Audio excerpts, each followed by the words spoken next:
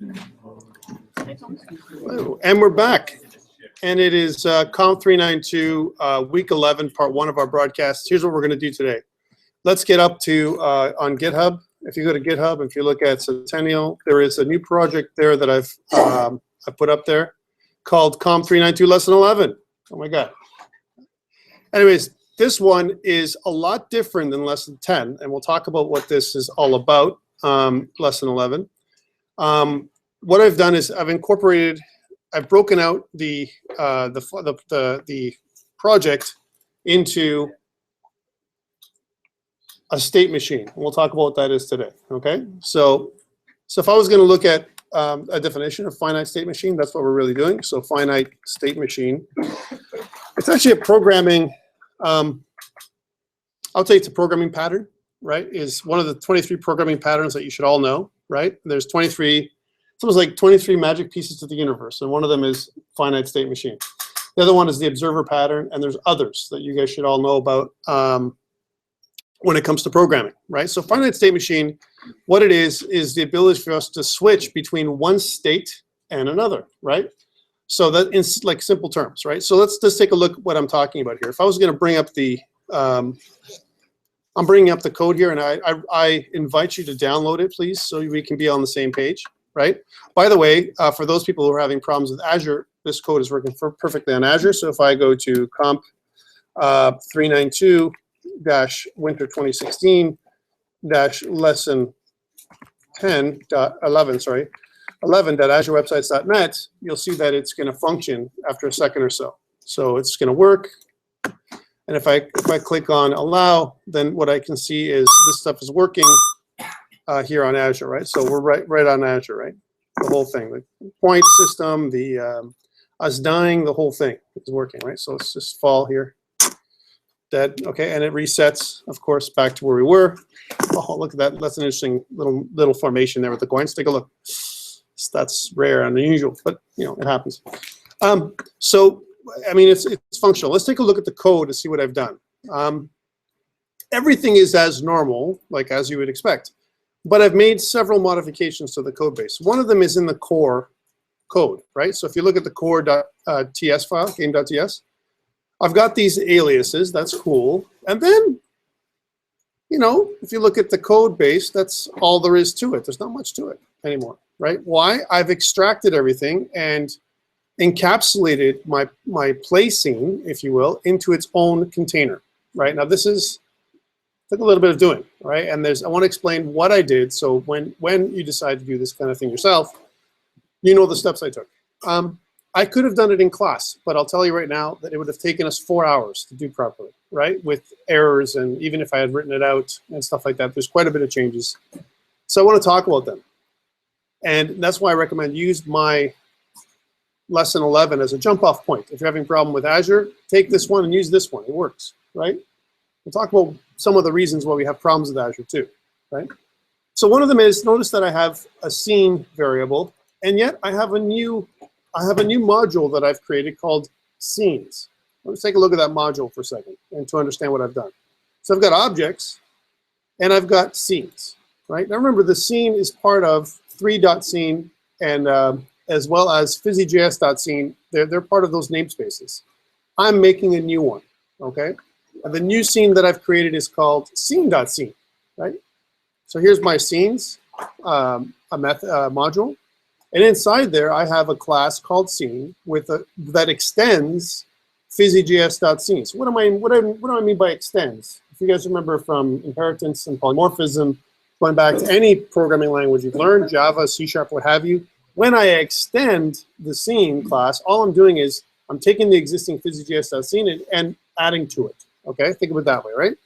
So notice that I have to pass in the super class for the constructor that goes back to the physijs scene, and then what I'm doing is I'm adding some blank. It's almost like an abstract class. I'm adding some blank methods that I want to be able to reuse over and over again. Now notice that they're blank, so I could have made this, like I said, an abstract class. In fact, I'm never going to instantiate an actual class from the scene class. All right, this scenes.scene class, okay?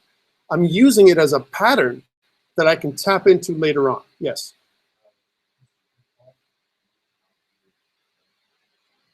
Yes.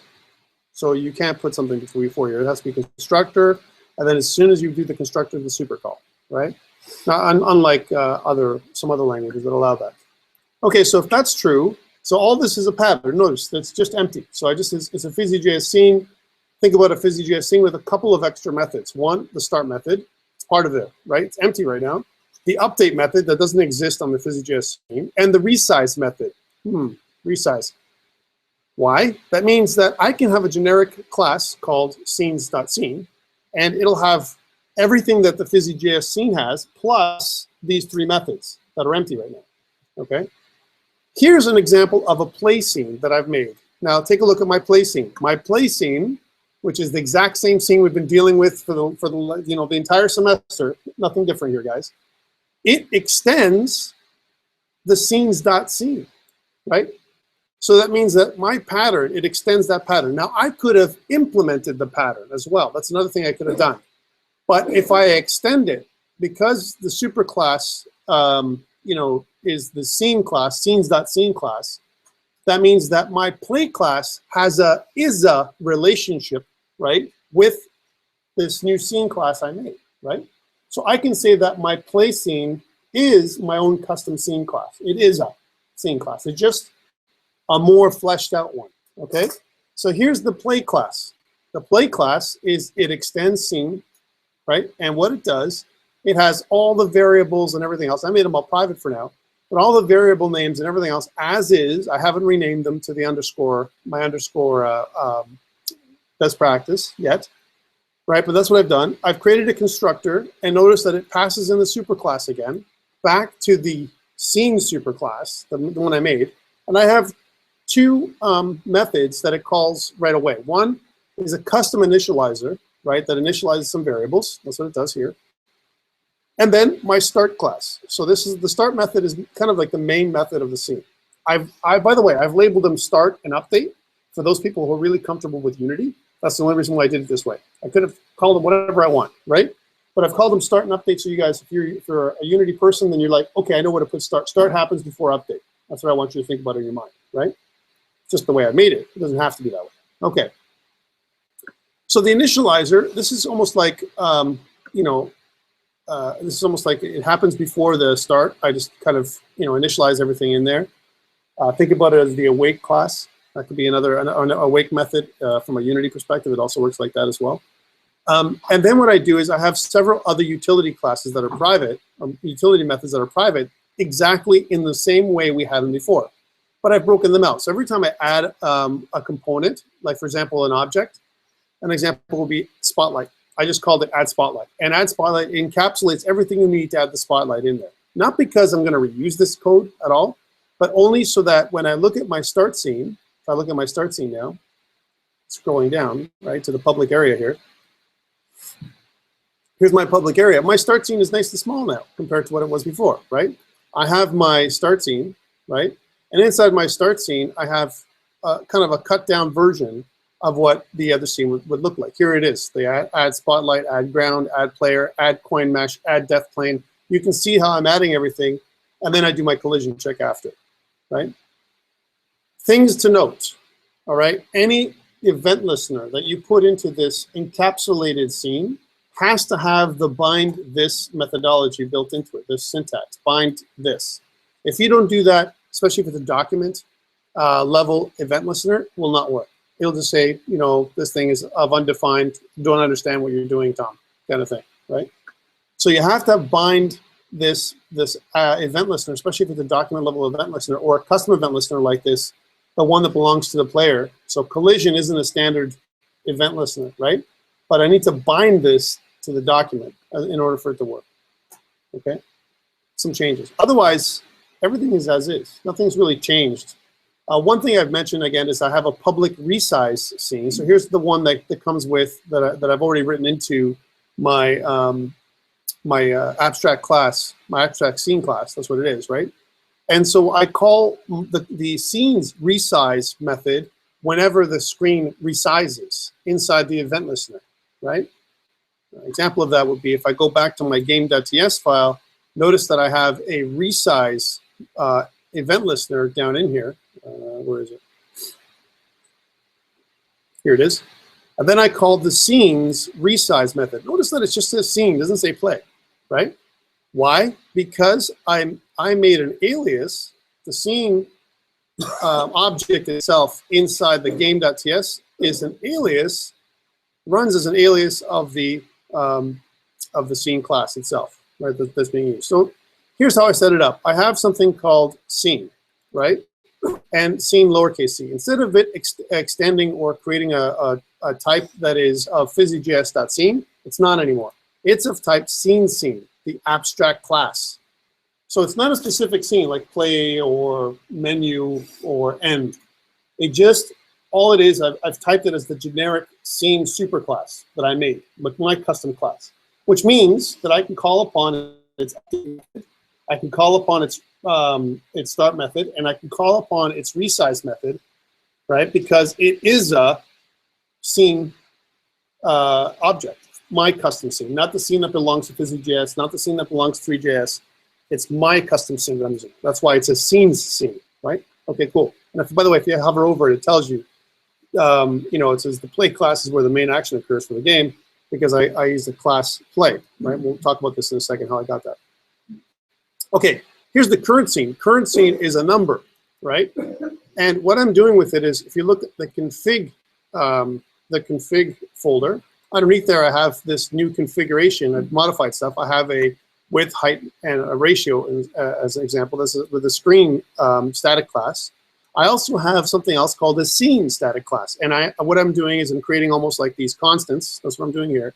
Menu or enums, enumerations, right? Menu, play, and over. And all they do is represent a number, 0, 1, 2, right? So my play scene is actually number 1, right? It's just a way of keeping track of which scene is playing at the time. Instead of me saying number 1, right? You know what I mean. I can use a friendly name for it called play.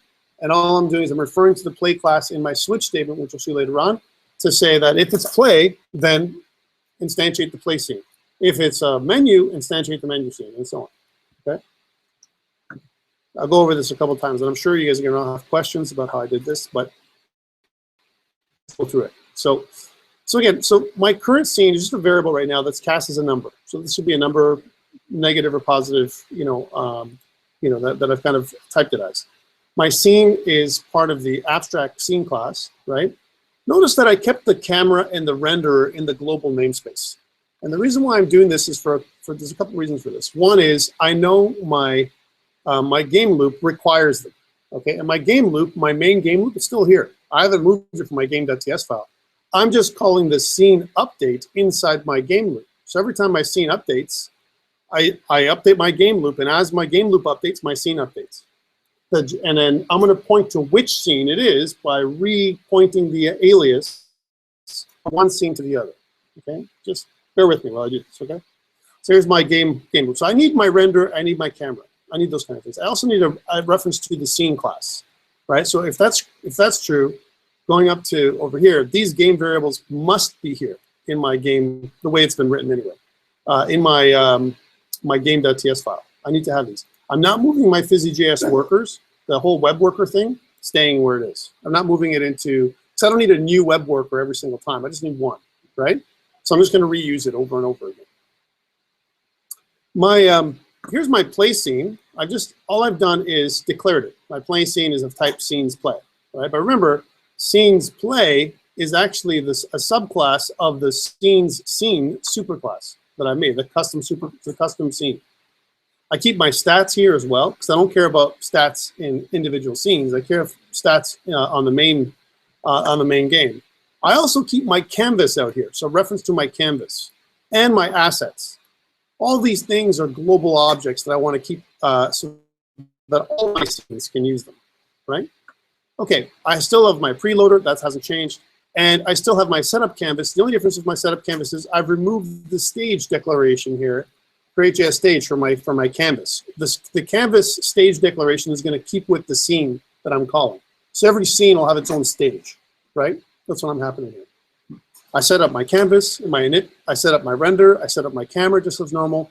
And then this is something new. I'm saying this. I'm saying my current scene, which is a number, is equal to config.scene.play. This is the initial scene that I'm setting up. So my play scene is my initial scene.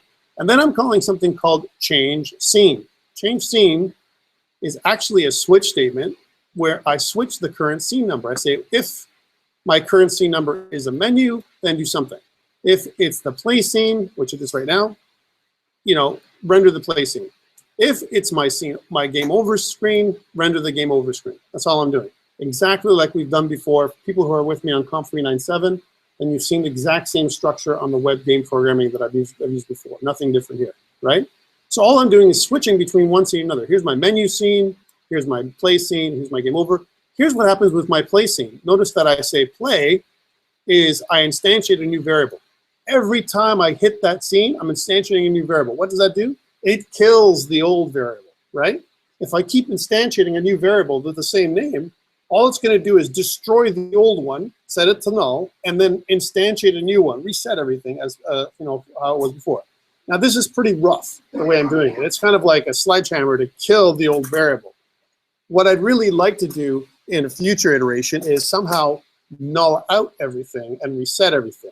That's more might be a little bit more more of a a nuanced reset as opposed to this. This is like sledgehammer. I'm just killing everything. Yes.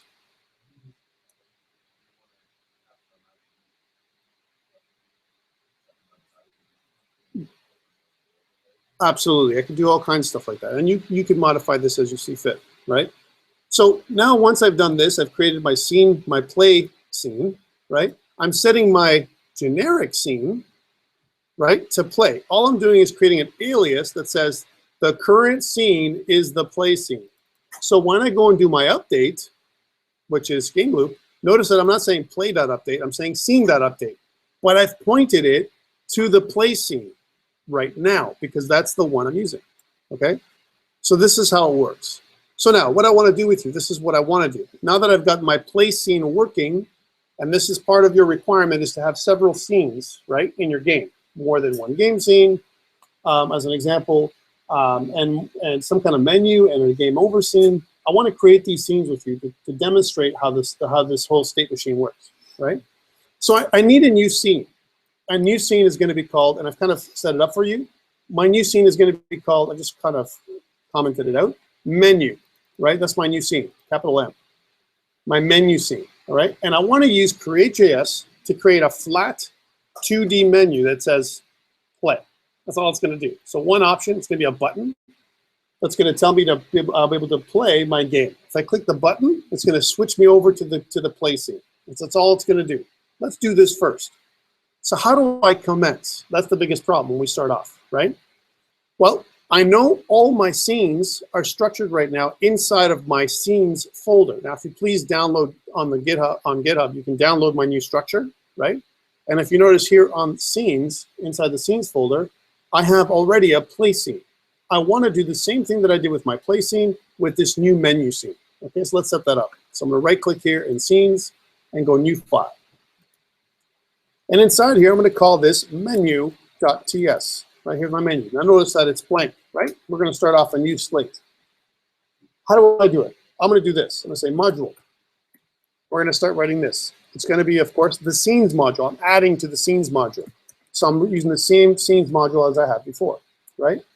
Okay, once I establish this new scenes module, I want to make a new class. So I'm going to export the class. Remember, whenever we want to make a new, I want to have a class, and I want it to be available and visible throughout my application. I need to use the export keyword inside my module in order for me to expose the class to the rest of the module. By the way, I'll say it like this. Node.js works exactly the same way, but we use a required JS functionality. So when we say require some other scene inside the other scene that are inside my other folder, my other JavaScript file, I need to use some kind of module exports in Node.js. Same idea here. When I use export exposes whatever I want to do inside my module. So I'm going to say export class is equal to menu, the menu class, right? This is the next piece. I want to declare the menu class as an extension or extends, use the extends keyword, of my new scene, which is my new custom scene, which is scene.scene, capital S. So scenes.scene. And that means that this menu is a scene, right? My own custom scene class. That's what it is. It is a relationship with the custom scene class that I made. Let's take a look at that. If I look in constructor, if I put my constructor in place, here's my constructor, and inside there, it gives me an error because whenever you extend another class, you need to make a call to the superclass. So there's my super. Here's my first piece. Okay, things to note. If I go back to my scene superclass, by the way, this shouldn't say the play class, the scene class is what it should say. Just modifying that for a second. Here's where the main action occurs is a generic, that's what I should say here, I copied this, is a generic or custom scene container. That's what it is, okay? And it's class scene. By the way, notice my annotation here is a little bit different than you've seen me use before. This is the standard annotation we use when we create our own API, right? This double asterisk and what happens down here. See how this is formatted? This formatting, if you want to look and format it for yourself for future, but by the way, it doesn't matter if you're doing my little games that you're making for me, or if you're going to make a whole API that you're going to share with the community, right? I will direct you to something called UEDoc, right? So UEDoc. If you look at UEDoc syntax, right? Then notice that it gives you documentation best practices for creating classes, right? So here's an example. We have module, right? And you did make a description of your module, right? This is the documentation. And then you say something like module, whatever the widget's called, whatever the module is called. Same thing for main, class, elements, method, event, and so on. And the big one is, of course, is parameter, right? Or param, right? And as you keep going down here, you can see that there's a bunch of different things here you can add in for your documentation, okay? Note that once you start going down this path and you document things this way, there are auto API documenters that can run. You can actually run a generator that'll completely generate a whole website of API documentation for you, right? If you go down this path. That's why I'm introducing it to you, right? As an ancillary technology, some things that we're going to start using until the end of the course.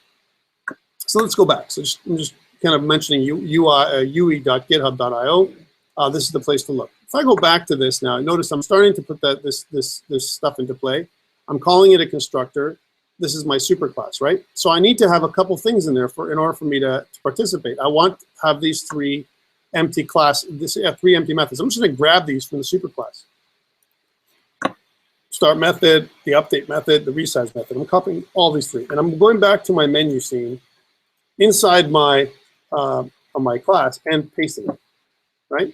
And I need those. Now, in a perfect world, they would paste in for me. Once I created my own superclass, the default methods would paste in, and I would just override them. Not so in JavaScript yet, right? But the great thing is it allows me to kind of put some basic documentation, basic structure to my scene. Okay? Are you with me? So now, this is nice, this menu scene. Doesn't do anything. I'm just setting up the structure. One thing is, remember, when I ever set up a module, it's just an external JavaScript file. And I need to use my index.html as a manifest to tie everything together.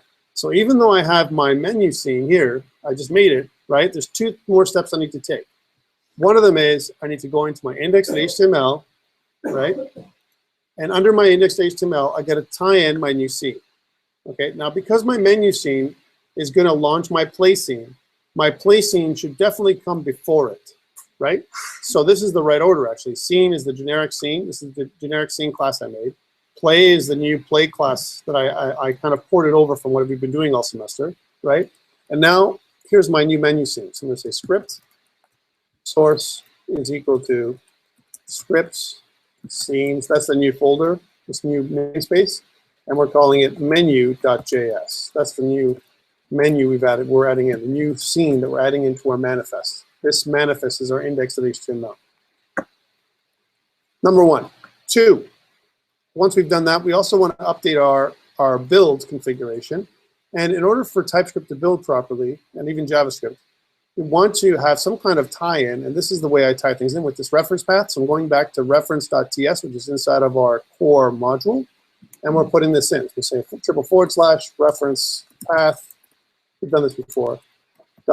scenes instead of objects, and then we're going to call this thing menu.ts, and then figure that out. If there was a problem with the pathing, it would show up here as an error. Okay, save. Now that I've got those two pieces in place, I have my menu scene linked to my project. Until you do these two steps, your menu scene is not linked, and it'll produce undefineds everywhere. Okay? It'll say, I'm sorry, undefined. No, what is this menu thing you're talking about anyway? 2, one more step.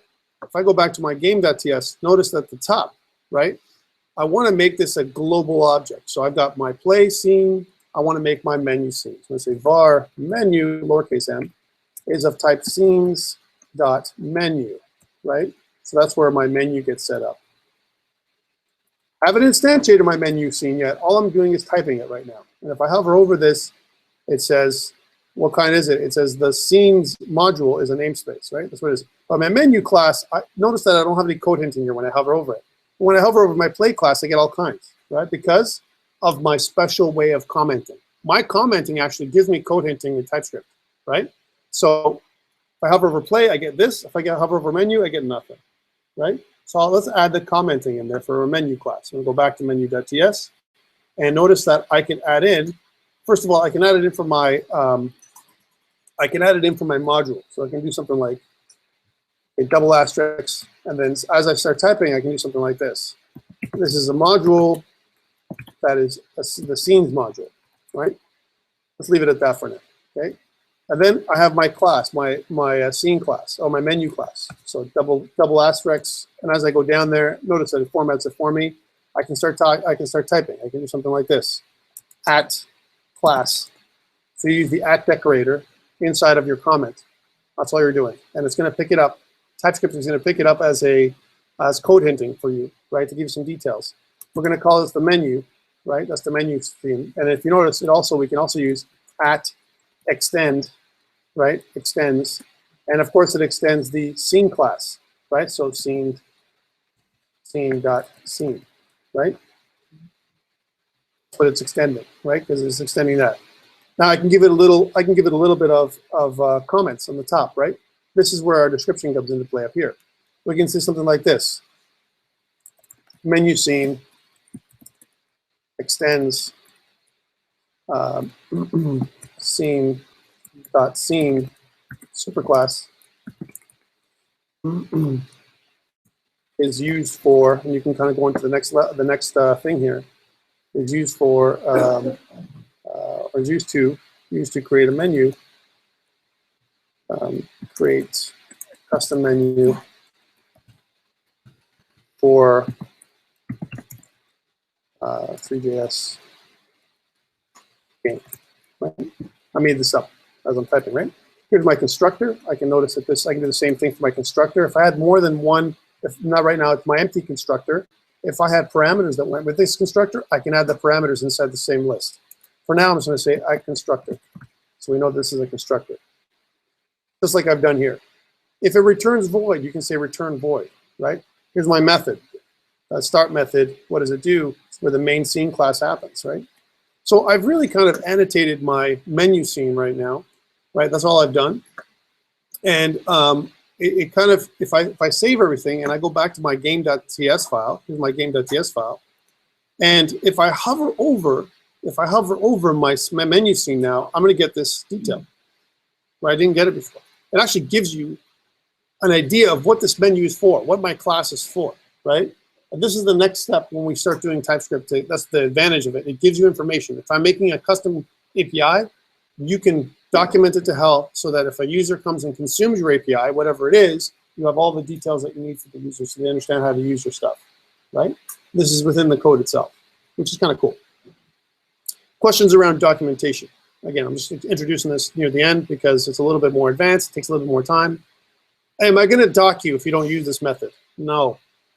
I'm showing it to you because it's ancillary. If I see good comments like this, I'm going to give you a bonus on the commenting section, right? I'm not going to take away. If you just put in 2 forward slashes, I'm happy, right? That's more than most of you put, right? If you do this methodology, if you actually use the UEDoc method, right, it's bonus. It's good for you to learn how to do it, right? Because you're actually creating an API, all right? Or help, it's steps towards creating an API. So if you use this methodology here, that's okay. There's also some really cool extensions that are built into Visual Studio Code that can auto-generate some of this stuff for you, just FYI.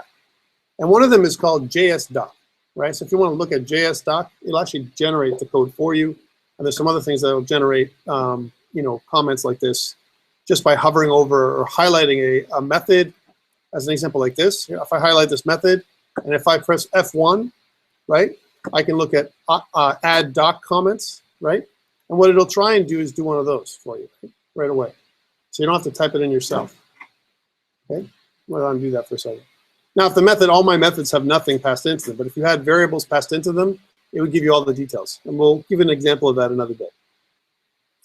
Okay, so I've got my menu scene, right? But my menu scene is pretty empty right now. Okay, it doesn't do anything. This is where it's going to go. I have a space for it right now. Here it is, right? Here's my space for the menu scene, right in here, right? And what I'm going to do with the menu scene is I want to make it a create.js menu, right? Now, remember that in my play scene, right, if I go back to my play.ts, if I go all the way to the top, I start instantiating different things. I have an initializer, and I also start off my start screen. Let's do the same thing. Let's make an initialize method, right, for me, for my menu scene. And I'm also going to make, by the way, I'm using the underscore for this one. And I'm also going to make I'm also going to call my start whenever I instantiate my object, right, because I want to do that. Now, I could have put this in the superclass, so it always starts start, right? But I want to give you guys a little bit more power in this case because 3JS is a little bit different than CreateJS. I want you to break it up, and so therefore I get you to do it on your own. So I want to call these two methods, which means in my menu I need to do a couple more modifications. One is I need to make some private methods. I'm putting them up here. All my private methods go first. And here are my public methods. But this is where I can put some regular annotation here, like we've seen before, right? So I'll say public methods. And I'll use a little separator thing that I'm put in. I'm not going to update again. This is just a separator for us to see. And then inside here, I'm going to put public private methods. Again, every programming house will have their own documentation best practices. I'm going to show you one of mine. Okay.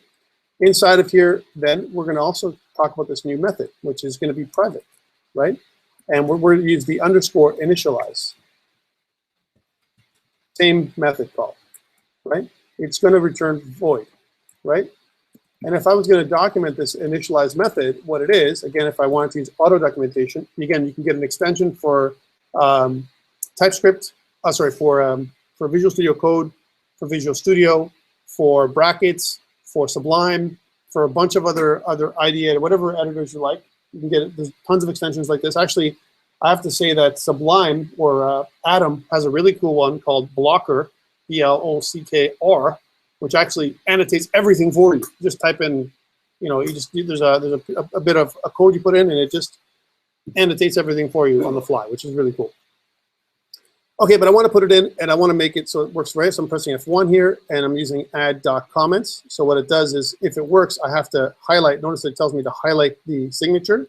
So I'm highlighting the initialize method, and I guess I'm pressing F1, and then pressing add comment, and then it puts me the returns void, right?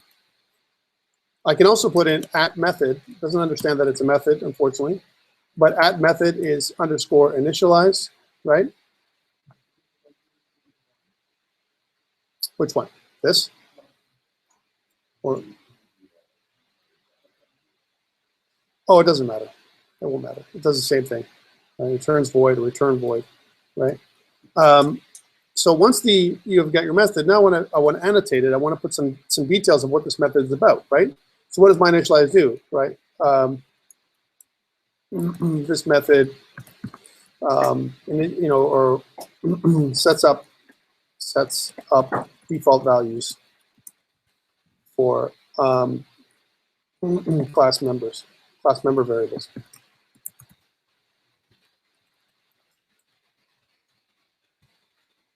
And objects, right? What this initialize method is going to do, right? It's going to return void, but it's going to do something. And what I'm going to do is in my constructor, I'm going to call these two methods. I'm going to say this dot underscore initialize. Oops.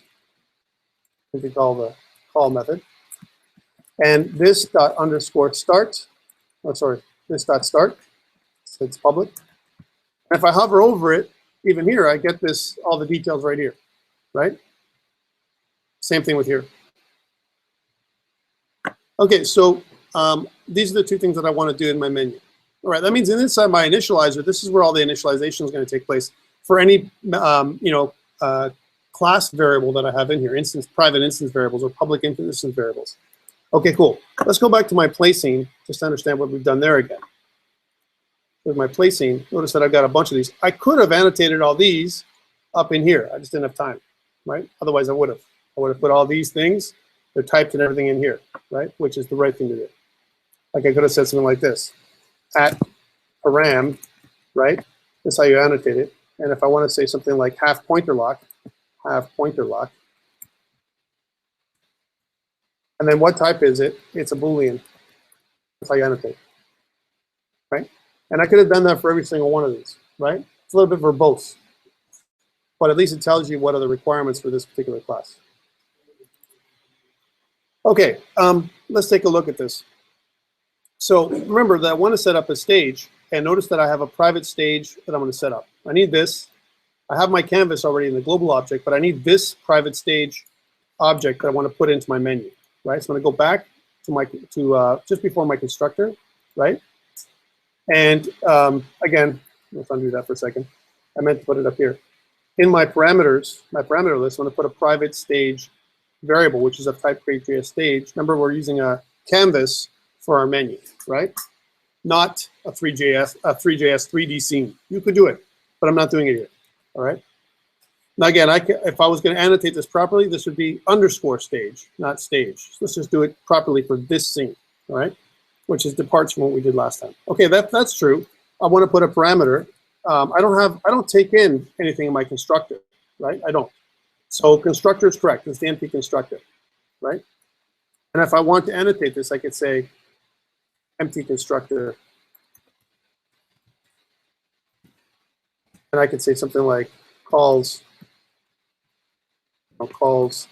initialize and start methods, right? Something like that to kind of get an idea of what it does, right? So here's my class menu that extends the scene, and I have my first parameter, right? So add param in my class, which is stage, which is of type create.js. Notice how it picks it up, .stage, right? That's the type it is. That's my first parameter.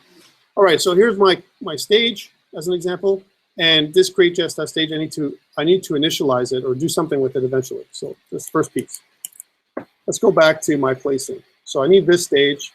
Notice I have score and blah, blah, this other stuff, these labels here. I have to add them in just like before. In my initializer, here's my stage where I initialize my stage canvas. So this is I'm just going to take this whole line here, copy it, and go back to my menu scene. And inside my initializer method, this is it right here, I'm going to paste it, and just change it to underscore stage because that's our new methodology. So basically, this set up a stage on the canvas. That's what it does here. Once I've got a stage, I can add other items. Like for example, and this is where I would do this all inside my my start method. So I initialize or I instantiate variables here, and I use them in here. That's what I want to try and do, if possible. Okay. Let's make a couple things. In my menu, I want to have a label that sets up, right? My label. First of all, how big is my stage right now, right? My stage is as big as the canvas. Remember, inside my my menu, in my main scene, my game.ts scene, let's go back here. Here's my game.ts scene. Notice that I have a setup canvas.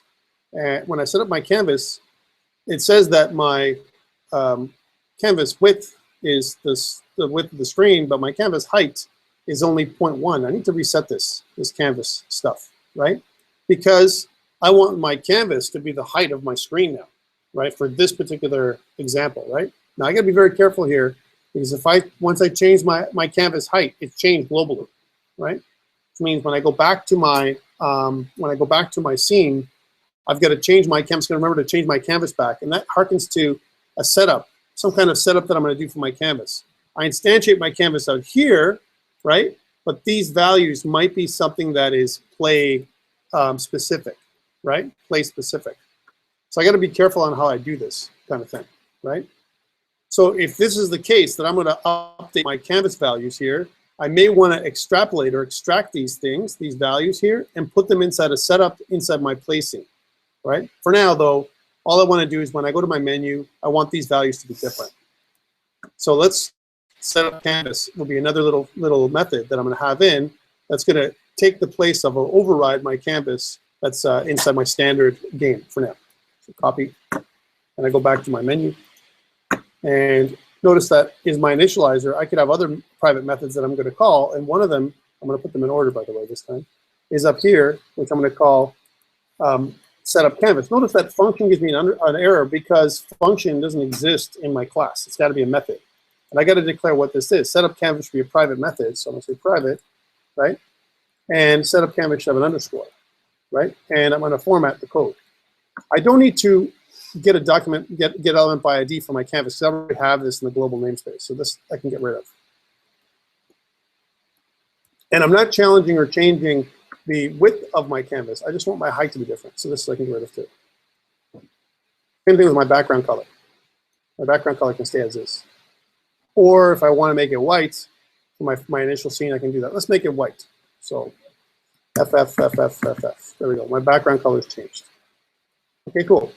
So here's my config.screen.height multiplied by 0.1. I don't want that. I want it just to be my whole config height of my whole screen, right? ToString.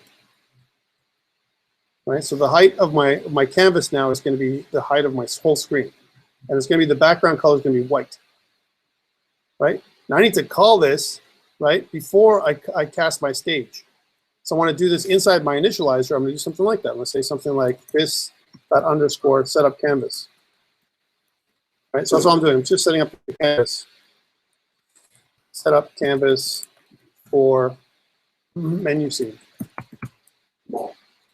Okay, cool. So now that I've set my canvas up, here's my stage. Let's see what happens. Let's reset my game. So I don't go to my play scene first. I'm going to go to my menu scene first, right? So I save everything. I'm going to go back to my game.ts, and then I'll run gulp in a second.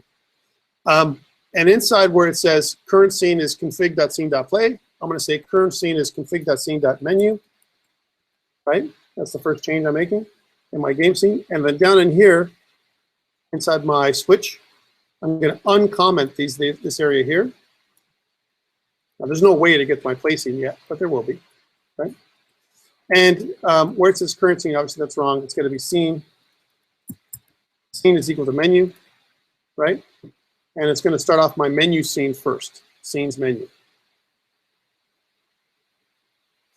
Okay, remember, when I do this kind of stuff, when I set up my scene and go to my menu for the first time, right, all it's going to show is a blank canvas that's white. So the whole screen should be white, all right, coming into play, if this works, if I've done everything correctly. Okay, let's run gulp.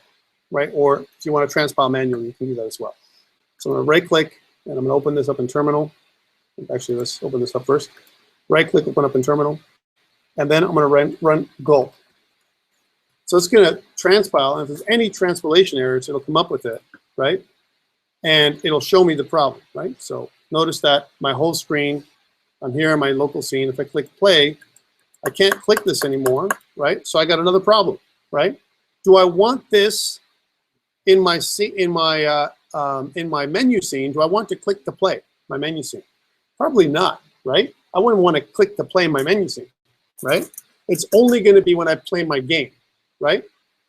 My game itself, I want to click to play, which means I want to disable my blocker, right? I want to change my my code from my blocker and everything else, and that's why I've included it in my play scenes. Let's go back. So it's there, it's white. It just there's an overlay on top of it. And if I right-click to see what it says, if there's any errors, there's something to check as well. Take a look at the console. There's no errors. Finish setting up renderer, setting up the camera, and I started my menu scene. It tells me what I'm doing, which is good. This is a good thing. I just need to get my click to play thing, right? My instructions and everything else have to be hidden for this scene, right? Okay, how do I do that? So let's go back here, and if I go back to my play scene to see what I did with my menu instructions, I have my menu and everything else that I've made a reference to, right? So notice that I have somewhere up here, I've got my blocker, And I've got a private HTML element that's blocker and instructions. I want to copy these two things. Now notice I'm not putting them as part of the global namespace, but I should, right? If I was going to do this properly, blocker and instructions is something that I'm going to get once. And I'm not going to get it every single time. There's no need for it, right? But for now, to keep it separate, let's just leave it like this and take my blocker and instructions and put them into my my menu scene. So we'll go to my menu. So that way you understand how I put things together as well. So here in my stage, I have two more things. Let's say before my stage, I have my blocker and my instructions, right? And these are HTML elements, right? Which means if I was going to do things properly, I'd have to add at param. Actually, it should be in order, right? So that should be here. So at param, so parameter blocker, which is of type HTML element, and so is at param instructions, which is of type HTML element, right? Oops. Okay, cool. So I've got my menu scene, kind of crimping up. Blocker and instructions. Now, what did I do? If I go back to my place scene, in my place scene, in my initializer, I'm guaranteeing somewhere I have to make a reference to these items, right? To my my blocker and instructions somewhere, right? Where it's actually a start scene, right? So if I go to my start scene, which is way down here, right? Here's check controls, and down here's my start. Here's my blocker instructions. But I'll be honest with you, I shouldn't put them here. My recommendation is you move these two things, and this is just done in haste here today.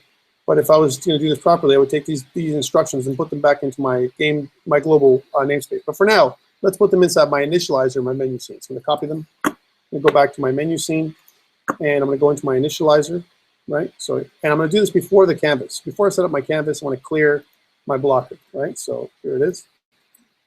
I made some references to it locally. By the way, you can reference the object over and over again if you want. It's not going to hurt. All it means is I've got a reference to the element that's named blocker inside my index.html.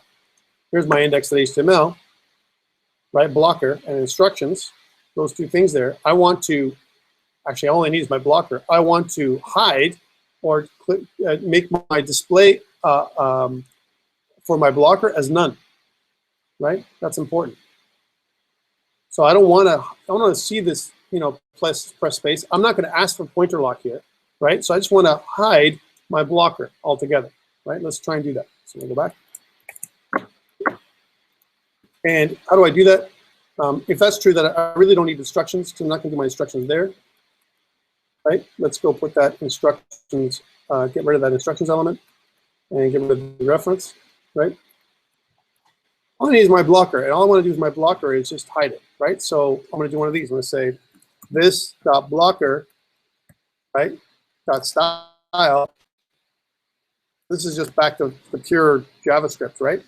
Dot style dot display is equal to none, right? So I want my display to be none. I don't want to show my blocker at all. I need a reference to the blocker, and I hide it. Now remember that because I'm making a reference to my blocker, when I go back to my game scene, somewhere I got to say display is block, whatever it's going to be, right? Back to what it was before. All right? Okay, so now that I've done this, if I go back, notice that I get a white screen, right? That's what I was expecting, a white screen that's going to supply my menu in here, right? Now that my canvas is the entire screen here, right? Which is a little different than you guys are used to. Notice that if I resize, though, I got a problem. Whoop. If I resize, it doesn't resize anything. My canvas stays the way it is. And for that, I need to put my resizing inside my resize value. I got to resize my canvas. So how do I do that? Yes. So if I resize my screen, if I want to make it compatible to mobile or something else, then it'll resize everything to that screen. For now, though, we won't do anything, but it belongs, all the resizing happens inside my resize method, which right now it's empty. All right, I'll go back there in a sec. Okay, so now that we've got our canvas set up, right, as an example, we've got our blocker display none, so we can start seeing our canvas. I want to, inside my start method, I want to start I want to get a nice label that says the game. We're going to call this, hit the coin game or something like that, or collect the coin game, you know, whatever. Coin game. I need a label for that. So I need a label. That's going to be a class level item, right? By the way, blocker is named wrong. I'm going to right click and rename my symbol just to be good here. Rename this as underscore blocker. There it is. And what I also want to do is I want to go into private. I want to call this my menu label, right? Or my game label, probably my game label itself. Sorry, game label. What's the game called, right? And it's going to be of type create.js.text, right? That's what it is. So I'm using create.js for my canvas. All right, and that's good. Now that I have a class level variable inside my start method, there's two things I can do. I can initialize it here, right? Create a new object here and use it in my start method, or I can make another method that I can say add, you know, start label as an example. There's many approaches you can take. For now, just keep it simple. Let's make it right in my start method, right? So I'll do something like this. I'll say this dot game label, right, is equal to a new create.js.text. That's what, remember we just did this already last time, so you know what it is. It needs three values. I need the text that's going to show. I need the font type. I need the color, right? It's a black background. Let's make it, a white background. Let's make it a black font, right? So the text is going to say, I don't know, coin game, like this. That's the text, right? And then the font size, let's use Consolus again. We'll make it 60. Actually, let's make it 80. 80 pixels Consolus. And then the color, which is the last item. Let me just space these out so you guys can see these. So my first piece is the coin game. The second is the font. And the third thing is the color, right? Which is black. 00000, black color, right? So that is the object, game label, right? Now I haven't added it to my stage yet. And I need to also position it properly, right? I want to set up my game label so that the registration values are in the middle. So I'll say something like this. This dot underscore game label dot regx, the registration value for the x, the middle component for the x value, is equal to this dot underscore game label dot get measured width, right? And then the width of the object, right? So whatever the width of the object is, multiplied by 0.5. So somewhere in the middle of the value is what I'm getting. Get measured width actually measures the pixels that take to make coin game, right? Remember, I'm not making a text value that's something you can highlight. This is actually converting text into pixels. That's what this thing does inside my canvas, right?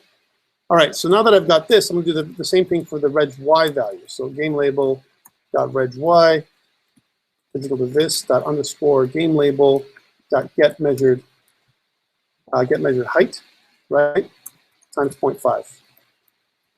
Right, so that's the registration values for the item. That means I'm putting the registration values, the focal point, to the middle of the text. That's what I'm doing. So now that I can move that around anywhere I want inside my canvas, which I want to make it so it's the middle of the screen for now, so we can demonstrate this. So how do I move that? I'm going to say, well, this dot underscore game label dot x is equal to, remember we have a configuration for the screen, config dot screen, right, dot width, right, times 0.5, middle of the screen. And this dot underscore game label dot y is equal to config dot screen dot height times 0.5, whatever that is, right? And then after I've got the screen width and height, I'm going to say this is where it's going to be. It's going to appear. I'm going to say this for the scene itself, which is this dot scene, or stage. This dot underscore stage dot add child. This dot underscore game label. So what it's going to say is take my stage that's part of my scene, this menu scene, and add the game label to it in the exact position that I have set up. Again, if you're unclear about how to use this simple API, you can always look at create.js text. Now, hey, where is it? How come it's not showing up? Right? Let's refresh and see what the errors are. So inspect, right? And do I get an error? Right? So starting menu scene, but I got nothing. Correct. But I don't get anything. I don't see my actual label here, right? Well, didn't I make it 0, 0? Right? So that's one thing. I made it 0, 0, and I added this object to my stage, and I made the stage the whole screen, right? Well, if I scroll down, I can't really scroll or do anything here. If I want to look, if I go inspect, right, and if I look at my elements, I only have my canvas element. Right, here's my canvas element. I've killed my blocker. My blocker is invisible. And here's my canvas. My canvas, if I hover over it, takes up the entire screen, right? Right now, my screen shows my canvas is 1252 by 751, right? And this is the RGB values. My canvas is 255, 255, all turned on. Right, so there it is right there. So if I've got my canvas and I've got my stage set up, then where the hell is my object? How come it's not functioning? Is there anything else that I'm missing, right? Well, one thing to note is that in my update, so if I go back to this, in order for me to update my stage, I got to put something like this. Inside my update, I'm going to say this._stage.update. I want to update my stage every frame. That's one thing I want to do, right? Now, that may not fix my problem typically, but in this case, it does, right? So let's refresh. See how I didn't refresh the size? See, look, how the stage now is only half the size. I have to do that in my reset method. Let me refresh the screen. Here's my stage, and if I do one of these, it stays where it is. What I wanted to do is resize everything when I reset, so it kind of moves it to the middle, right? So then, no matter what size it is, it'll be in the middle here. It's my coin game. All right, cool. So let's do that now. So if I go back to see what my resizing looks like, I can look at the example of my play scene. Here's my play scene. And on the bottom, I have a resizer right here. Canvas style width is equal to 100%. That's important. Canvas style height should also be 100%, yeah? I mean, that's important. And look at, I always have my live label and everything else is cool, but I think I just need those two. Canvas style width, 100%. Now, you got to be careful of what this says. Width and height. Height. Does height have a value? Canvas height? That's a problem, right? If I make it 100%, 100% of what? It's not really going to work, right? I'm just saying, just be careful when you say canvas style width. In this case, the width will work, but the heights may not function properly. Let's do the width first and see what happens. So we'll go back to here, all the way to the bottom where it says resize, and put that in there. So canvas to style width is 100%. It's safe. And I do that and go back here, and if I resize everything, now you can see that my coin game resizes the size of my text as I resize. So it does that. And I did that just by adding this canvas style width is 100%. If I do the same thing with height, though, you have to know a little bit about CSS for this one, right? If I do the same thing for height and I refresh and I reset, nah, it doesn't work. Why? Because height doesn't have a real value when it comes to CSS, right? For height, you got to go the old method. You got to say canvas style height. You got to convert this, to whatever it's going to be, right? Instead of 100%, you got to set the pixel value, right? And in order for you to do that, you have to create just like the way we did our canvas in the beginning, where we set our set attribute height to something. We got to do the same thing here for we got to redo this thing, our setup canvas again, to what this is. Now what I could do is call setup canvas again if I want to. Every time I resize it, is call setup canvas. Just saying, I could do that, right? And if that's the case, then this piece here, which is my width is 100%, is always going to be true. This one here. Cut this and put this inside my setup canvas, right? Which is a method that I created, right? Here it is. Here's my width, and here's my height, and here's my background color. It's not going to change, right? So I'm going to take this function, setup canvas, and call it from within my resize method. So this _ setup canvas again. So basically, reset up canvas, set the canvas up again every single time I resize. Well, if that's true, here's my coin game. Take a look how it resized. And if I resize it, now it's going to resize to the proper size. But be careful because you're still going to have some issues with that one, right? It's going to make it so it's massive, right? Not quite there. Not quite there, right? I'm just saying, because once we start resizing our canvas, and it's going to be percentages of my canvas, is how big my coin is going to be, right? If I refresh, we're good here, but as soon as I do one of these, something goes wrong, right? My height isn't the whole height of my canvas anymore, right? My screen height. So be careful about this. This seems not to work, right? So we'll have to work on this a little bit later on. Not that important right now for me, as long as you can make this, function so that you have some kind of object here in the middle. Right now, the coin game object with a menu that says start, that's good. Let's set up a button, okay? And the button, the way we need to set it up is it's gonna have an object, like an image that we're gonna use for the button, all right? For now though, before we continue, I'm going to upload this to GitHub so you see what I've done so far. So I'm gonna go to GitHub, and these are all the changes I made. And I'm gonna say, I'm gonna added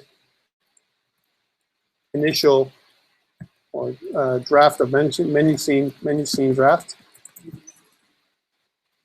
This is, I'm gonna push this up to GitHub so you guys can have what I have. I need another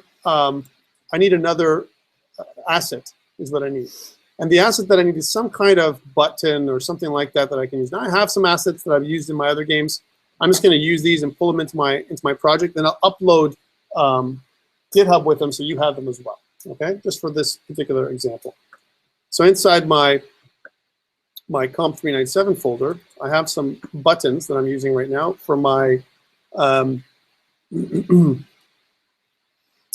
think I used it for my slot machine. Let's see if I have it in here. I do. I have a start button. Here's my start button. So I want to take this start button, right? I'm going to copy it. I'm going to put it inside my scenes. I'm going to go into my COMP392, inside my lesson 11, and inside my images, I'm going to paste in a start button. So copy, paste. Here's my start button. And I need to do a couple things here with this. Inside my game.ts file, I have a manifest of images and objects. So far, I only have audio. I want to add in an image, right? So it's the same idea. So I'm going to do something like this. My ID is called start button. Right? And by the way, if you look at my assets now, in my images, I have start button with a capital S. Let's make it called the same thing, start button. And my source for my start button is equal to .. / .. right? And then it's assets, images, if I can spell properly, images, start button .ping, right? And I need a, now if it's giving me an error, it says expected a colon, right? That's because I'm missing it there. So this is my start button. So I've made a reference to my start button, and I've added it into my my images folder. Let's upload that to GitHub. So I'll say added start button assets. Okay. I've added my start button. Just an image of a start button. That's all it is. Yeah.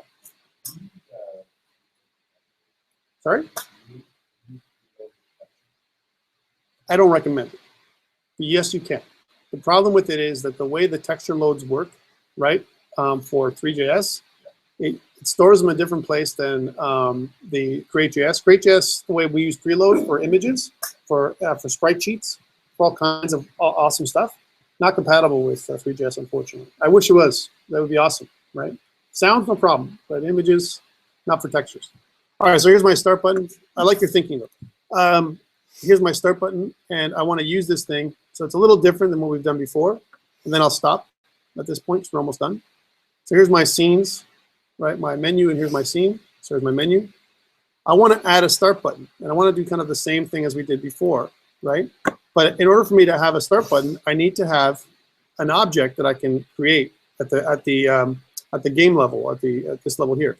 Notice that I added in a game label. I didn't add a parameter. Let's annotate param game label, right? And this is of type create.js .text.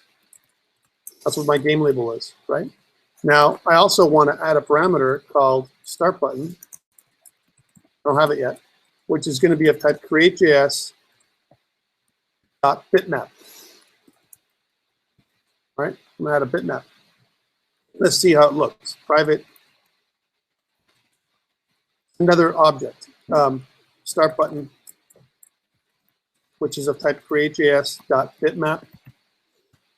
Right, so I first declare what it is here in my class level, and then I want to make it so inside my start method, which is where I've done it already. And again, you can see how I would probably break this out into several methods that are just to break up my code, not because I need methods, just to break it up. Here's my start method. I'm going to say this dot underscore start button. Here's my start button. And I'm going to say my regex and reg5 values. I'm going to set them up. First of all, I'm going to instantiate it. So I'm going to say new create.js.bitmap. And what does it need? It needs an image or URL for my bitmap. Well, I can use the asset class. So I'll say assets.getResult. And then inside there, for my button, it's going to be called start button. But I get a bit of an error. Why am I getting the error? My declaration, my type definition file is wrong from my bitmap. Just saying, right? And for my asset class, my bitmap is expecting a image or URL, HTML element, HTML canvas element, HTML video element, or a string, right? This is not returning that. This get result is returning a type of any. My value is any, right? Which is optional, right? So what I'm going to do is I'm going to change my asset class, which is a preloader. Go back to here, and I'm going to go back down to here into my typings. I know this works because inside of our documentation, I know that this is working. So get result is what it's looking at, which reduces to an object. This is wrong. I'm just going to result in any. So I'm just going to return any. Right? Once I return any, fix my problem. So I don't have my problem anymore because it does return. It could return a string. It could return different things. Let's leave it as any, something else, right? And again, it's a workaround. I'm not happy with it, right? But it's a workaround for this class, right? And what it does is it fixes our TypeScript. Okay, once my TypeScript is fixed and I've got the image for my button, that's what this thing does, I need to use my regex and reg5 values. So this is underscore regex, underscore start button dot regex. I'm going to use a different class is equal to this dot underscore start button dot get bounds dot width times 0.5. It's a different one. You use get bounds for bitmaps and get measured width, get measured height for text values. Okay. This dot underscore start button dot reg_y. I'm just getting the center values. This dot underscore start button dot get bounds dot heights multiplied by 0.5. And then I'm going to set the x and y values so that it's just below where the object is. So this dot underscore start button dot x is equal to the center screen. So config dot screen dot width times 0.5. And my start button is height. Start button dot y is going to be below the other one. So I'm going to be config.screen.height, right? So the height of the screen times 0.5, that's the middle of the screen, plus means I'm going down, by the way, because the top corner of the screen for my canvas is 0, 0, right? So I go to the right and down, right? I'm going to add in, I don't know, like 100 or 60, let's say, something like that, because this is pretty big, my start button. I'm going to make it so it's 100 down. So instead of the middle, I'm going to add 100 pixels to it. So like this. And I'll say plus 100. And if it's too much, I'll know in a second, right? And then I'll say something like this. This dot underscore stage dot add child. This dot underscore start button. There you go, my start button. My start button is just an image right now. And if I go back to my stage, if I go back to my actual object, right? To see what it looks like this, right? It's my start button, right? So there's no interaction. I can't click on it. I can't do anything with it, right? In order for me to click on it to get other kinds of effects, I need to add enable mouse over on my stage, right? Now it's only for this. I don't want to add enable mouse over for everything. It's only for UI. Why? It's very expensive. So if you were going to use this in your regular game, slow your game down a little bit, which I don't want. And I also want hover effects. When I hover over it, I want the button to gray out and all this other stuff, right? Let's do that. So that is my stage, which is actually inside my initializer. So here's my stage, and I want to do something like this. I want to say this dot underscore stage dot enable mouse over, right?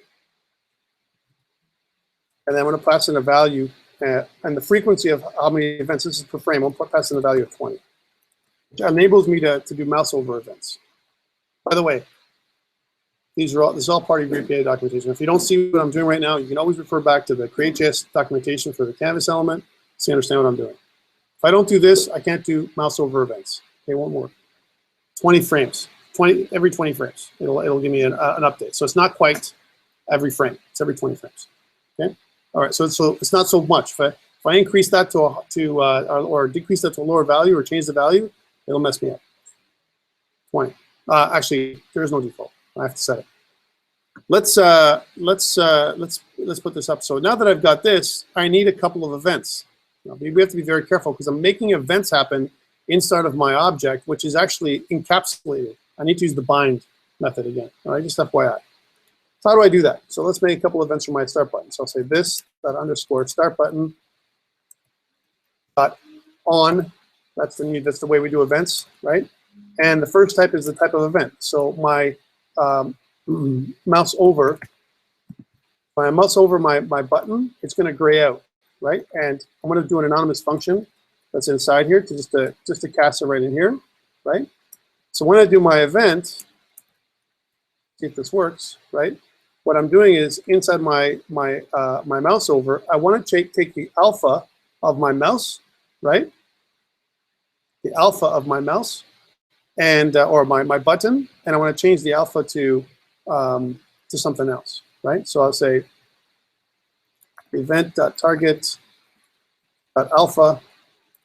Notice that I can't cast it as alpha for a second, but if I pass in the type, if I say it's of type event.create.js.mouse event, that's the type that it is, right? That's my event type. And if I say event.target.alpha is equal to 0.7, let's say. So when I hover over it, mouse over it, my target, which is the button, becomes 70% opaque and 30% transparent. Right, let's see if that works. So save, go back to this, refresh, just to make sure, hover over, and I see that it turned, right? It doesn't turn back because I got to do my mouse out event. Let's do that next. So I'll say this, underscore start button, on, mouse out. And then, of course, I'll do the same thing in line. Event is of type create.js.mouse event.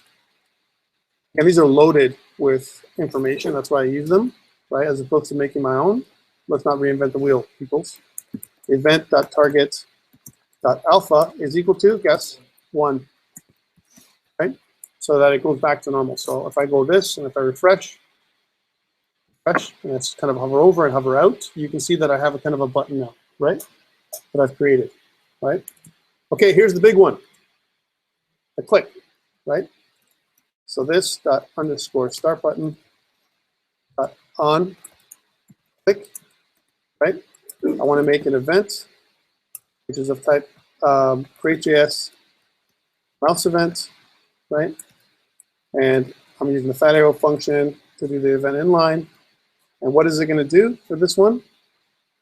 Well, as soon as I do it, I want to call my change scene method, and I want to pass in the method that whatever it's going to be. So let's go back, and for me to see what I'm talking about here, notice that in my game.ts, right, way at the top here, I set up my scene, right? My current scene is equal to config.scene.menu, and my change scene, I need to call these things, and I want to change these right now. So let's just change these. So I set the scene, copy them. Now they are global values, so I should be able to access them right from my menu scene. I'm going to put them inside here. So I'm going to say something like, instead of config.menu, it's going to be config.play. Right? Now, there are some issues. Here are the issues. Do I ever really get rid of my stage? That's the first thing, right? Gotta be careful about this. So there's some cleanup I may have to do on Al5, kind of thing, right? Otherwise, we're gonna have some stuff left over. Let's see what happens now when I try this out. So save everything, go back to here, make sure I refresh this. And when I click start, I've got blank screen. Why? Hear that? It's there. My canvas is the whole size of my screen, right? So I've switched scenes over to my play scene, but the problem is my canvas is too big and it's white, which means if I go back to the drawing board, I've got to set up the same idea of this setup canvas idea that I put in here in my menu scene. Here's my setup canvas. I have to have the exact same idea, right, for my scene, which harkens back to what I told you before in my game.ts when I set up my canvas initially, which is up here, right? This idea here is almost identical, right? I want to go back to this. So let's take this setup canvas, copy it for now. We're going to get rid of it in later iterations of this code because we can't do it all today, right? And when I go back to my menu scene, right, back to my menu scene, or sorry, back to my my play scene, and I'm going to have a setup canvas method somewhere on the top, which is private. Again, somewhere inside my initializer, or before my initializer, because this is the first place I want to do it. So I'm going to kind of call it from in here, and call this private, and we'll annotate it properly. Right, which is going to be, again, at method setup canvas. And what is it going to do? It returns void. Right, and what is this for? Sets up the initial canvas for the placing. Okay, so that's that. Let's reformat everything so it goes back to normal. I don't have to make another reference to this. This can go away. Right, I do want to set the screen width and height to what it is, and my canvas background style to 0. So that should do it. Let's save that.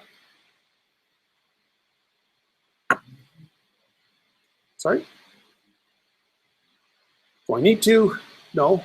Do I choose to? Yes, because if I don't, then when you hover over it, it all of a sudden takes your mouse control over, right? You hover over, like, how does it know that you want to take over that your mouse movement is going to be your camera movement? It doesn't. You can do it, but it's good to give the player a heads up to say, hey, I'm taking over. Just FYI, right? And that's why I do it. So if I refresh the screen and I go back to start, then I should refresh everything, right? What happened? How come it didn't work? I'm not calling it. So here's my setup canvas, and I got to do that just like I did with my menu scene. So where did I call setup canvas for the first time? Initialize, start, and if you know, here's my initialize. And just before my stage, I set up the canvas. So I need to do this call, right? And it's got to be after blocker. Oh, got to set that up too, or else my blocker is not going to work, right? Might as well just take this whole thing, right? And if that's true, then I have to set up a blocker variable. Well, I already have it, right? Let's copy it and go back to my placing. And inside my initializer, before all this, right? I'm going to put that in. And it's going to be called, here's setup canvas, so underscore. And my blocker style, right, it's not going to be, it's probably going to be display block, my guess. But here's the problem. I've set up my blocker somewhere else, right, in my scene. Because remember, up here I called it blocker, right? So let's just rename it for now back to what it was here in the scene. But where I got to find where it's defined in the first place, right? Otherwise, we'll have issues. Lives label, blah, blah, blah. And it's probably in my init, I'm guessing. So I didn't change anything, so I brought it over the same way, right? And then we'll stop.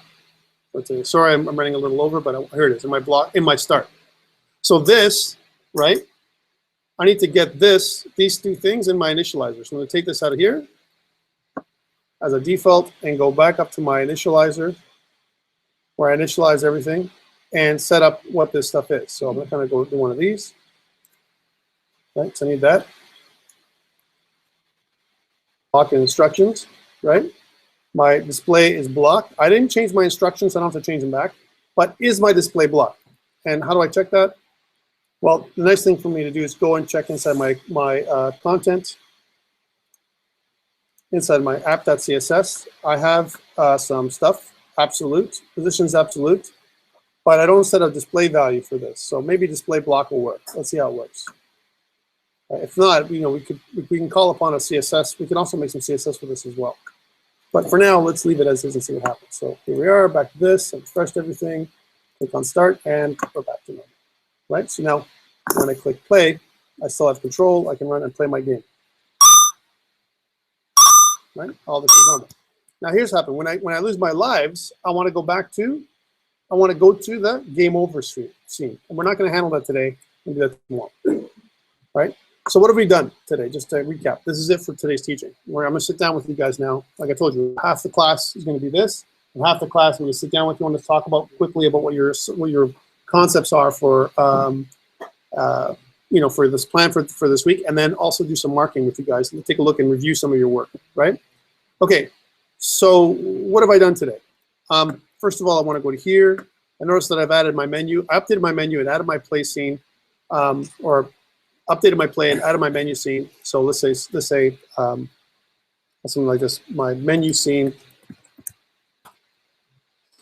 is functional at this point. Right, so I made it work. Okay, that's what it does. And I made some modifications to my game so that it works. It's pushed up to GitHub. Hey, if it's pushed to GitHub, that means Azure should have it. Let's check Azure to see if it works. People are having issues with it, right? So it's here, right? Here's my winter 2016 lesson 11. Let's refresh Azure and see what I get, right? There's my menu, right? So this is on Azure now. If I click the start button, right, I should be able to go to here and start my game, right?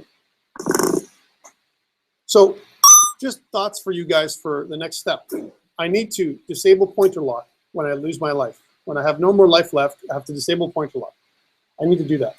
I need to hide my blocker and my instructions, and I need to go to the end scene, right?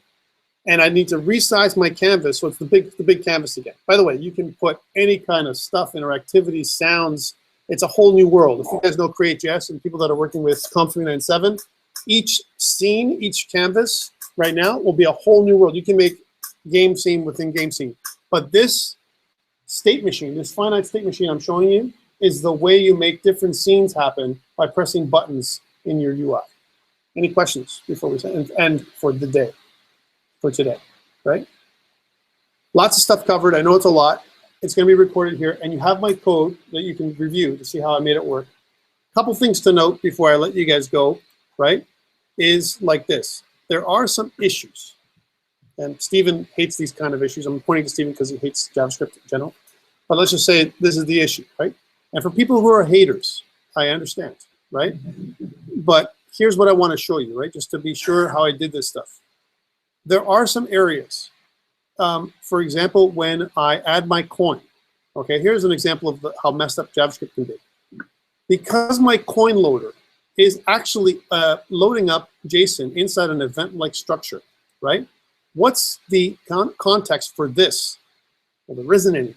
The context for this happens inside here, right? So because there's no context for this, I have to set up a context inside my function called self, right? So I say, this is a very bad, I hate this, right? I say var self is equal to this. And then what I do is I'm saving the context for this, for my code, so that I can pass it into my, my event handler that's built into my method. Sometimes you lose the context when you do a method, an event handler within a method. It happens. Just a note. So this is something that is of a workaround. It's a known workaround that people in JavaScript, we do it all the time. It's a workaround. If I hover over it, notice that it says local variable self is this, right? That's the type. This, which is the context for my entire application. In this particular case, because my application has been abstracted and encapsulated into something called the plate class, this refers to the plate class itself, right? But because we are inside an event handler, and this is where people lose interest in JavaScript, here inside my variable coin loader, because coin loader establishes an event handler methodology because it's loading up something in an AJAX kind of call, JSON loader, right? It creates another context, which is the context that lives in here, right? This, if you use this in here, it would refer to the context that's between this variable, right? So it would confuse you. The this that it lives inside this variable is different than the this that lives outside of this variable. So therefore, you need to pass in a reference to this by creating something called self. You can call it whatever you like, context. I've seen it called different things, right? But the idea is something that's common, yeah. Actually, we do that in Java too, yeah.